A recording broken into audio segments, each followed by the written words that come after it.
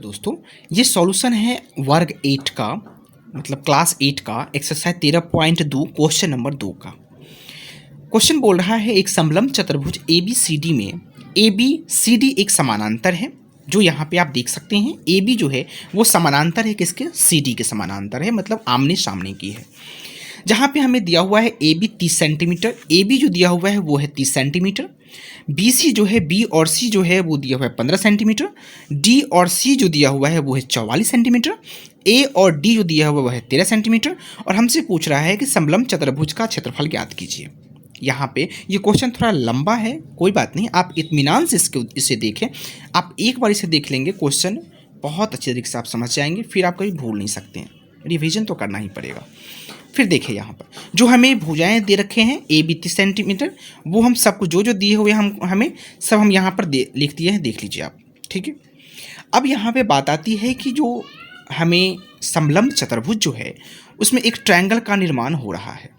अब इस ट्रायंगल का निर्माण जो हो रहा है आप देख सकते हैं, उसमें हमें उसका जो ट्रायंगल है उसमें हमें हाइट नहीं पता हुआ है, हमें हाइट निकालना होगा। दूसरी बात मैं एक चीज़ यहाँ पे और मेंशन करना चाहूँगा, आप देखें ए बी जो है वो 30 सेंटीमीटर है, जबकि ये डी सी जो है वो 44 सेंटीमीटर है। मतलब यहाँ से लेकर के यहाँ तक की जो भुजाएं का डिस्टेंस है, मतलब लंबाई, वो है 30 सेंटीमीटर।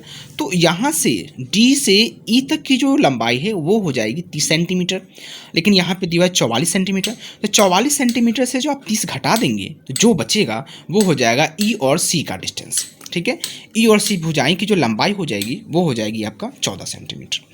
अब हमें निकालना है सबसे पहले त्रिभुज का क्षेत्रफल। त्रिभुज का क्षेत्रफल कौन सा त्रिभुज, बी ई सी का क्षेत्रफल।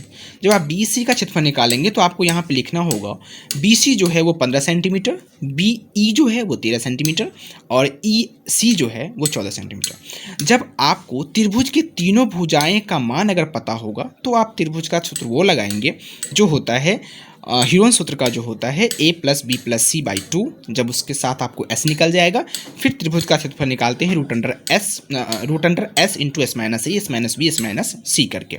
सबसे पहले हम क्या करेंगे, ए बी सी को जो है सो जोड़ देंगे।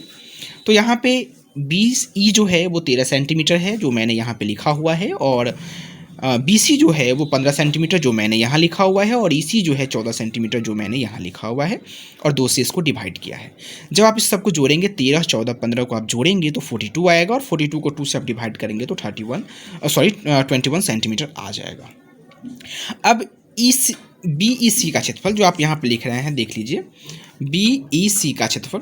तो आप बी ई सी का क्षेत्रफल निकालेंगे रूट अंडर एस को लेकर के, जो ये जो निकला हुआ 21 यही आपका एस है, ठीक है। तो इसका formula S minus A S minus B S minus C होता है। तो एस जहाँ जहाँ है वहाँ वहाँ आप डाल देंगे एस 21, और जहाँ जहाँ ए बी सी मान है जो आपने यहाँ पे लिखा हुआ है, फर्स्ट का मान लीजिए आप ए बी सी, अब यहाँ पर मान लीजिए 13 centimetre, 15 centimetre, 14 centimetre. Root under आप 21 का 21 ही रखेंगे, और 21 में से जब आप 13 घटाएंगे तो आपको मिलेगा 8। 21 में से 15 माइनस करेंगे तो होगा 6। 21 में से 14 को माइनस करेंगे तो आपका आ जाएगा यहाँ पे 7।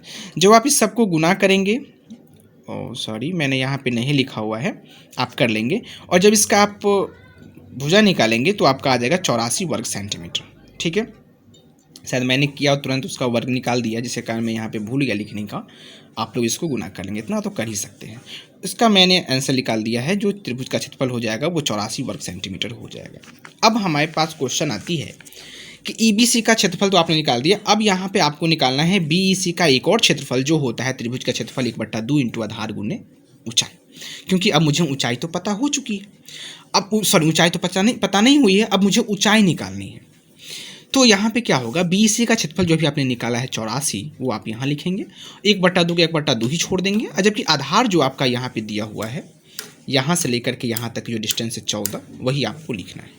तो यहाँ पे आप लिख दिए हैं 14 इंटू बी एफ जो है ऊंचाई जो है, देख लीजिए बी और एफ, इसको और इस साइड वाले को ऊंचाई नहीं कहते, ऊंचाई कहते हैं जो आपका बेस से सीधा लाइन जो निकलता है 90 डिग्री के साथ, वो होता है ऊंचाई। तो हमें वहाँ निकालना है बी एफ, उसका मान है। तो यहाँ पे हम बी एफ इसका टू लिखेंगे, यहाँ पे देख लीजिए 1/2 इंटू 14 है, तो 2 से आप भाग करेंगे तो 14 7 से कट जाएगी, तो यहाँ पे बचेगा सिर्फ आपको 84 into 7 B F. B F जो आप निकाल देंगे बाहर, तो जिस संख्याएं से एक संख्या हम निकाल लेते हैं तो उसके सामने वाले भुजाएं में भाग करते हैं इस वाले भाग से, इस वाले भुजाएं मान से, ठीक है। तो यहाँ पे 84 हो जाएगा और 7 था तो 7 यहाँ पे आप डिवाइड कर देंगे तो 12 सत्ते हो जाएगा आपका 84। जो आपकी हाइट, जो ऊंचाई है, मतलब यहाँ पर जो h है वो भी आपका निकल गया है 12 सेंटीमीटर, ठीक है। अब क्या करेंगे हम, नेक्स्ट है कि अब हमें निकालना था समलंब चतुर्भुज का क्षेत्रफल। तो अब हम निकालेंगे समलंब चतुर्भुज का क्षेत्रफल जो ABCD है, आप देख सकते हैं यहाँ पे, you can see ABC and D, इसका पूरा क्षेत्रफल हमें फाइंड आउट करनी है। तो समलंब चतुर्भुज का क्षेत्रफल होता है 1/2 इंटू AB प्लस CD, मतलब आमने सामने की जो भुजाएं होती हैं उनका योग प्लस BF, जो आपने हाइट निकाला है। तो 1/2 इंटू 30 प्लस 44 जो आपका यहाँ दिया हुआ है, आप देख सकते हैं आमने सामने की भुजाएं, पहली था 30, दूसरी था आपका 44 सेंटीमीटर, ठीक है। तो 30 प्लस 44 और आपने 12 भी निकाला है हाइट, वो आप लिख देंगे।